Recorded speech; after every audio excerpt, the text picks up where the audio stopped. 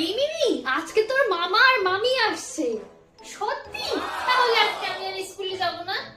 আচ্ছা ঠিক আছে, যেতে হবে না। আচ্ছা পুতুল দিদি আসবে? হ্যাঁ আসবে। তাহলে তো আমি পুতুল দিদির সাথে সারাদিন খেলবো।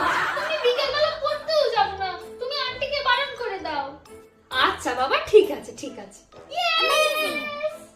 ওই শোন, একটু পরে কিন্তু তোর মামা মামি আর পুতুল দিদি আসবে। অবশ্যই কিন্তু খাটটা গুছিয়ে রাখবি। হ্যাঁ না না, ওরা আসা মানেই তো মা আমাকে দিয়ে অনেক কাজ করাবে। না না, এটা কিছুতেই করা যাবে না। আর তারপরে ওই পুতুল দিদি আসলে আমার সব ছেলে বন্ধুদের নাম্বার চাইবে। না না, কিন্তু আমার তো কলেজ যেতে হবে। তুই যে কালকে বললি যে তোর কলেজ নেই। না, কলেজ আছে আছে আছে।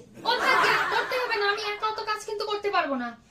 ব্যাস, এবার শুরু হয়ে যাবে শুধু এটা আনো ওটা আনো, এটা করো ওটা করো। ওই একবার একটু মুদিখানায় যা তো।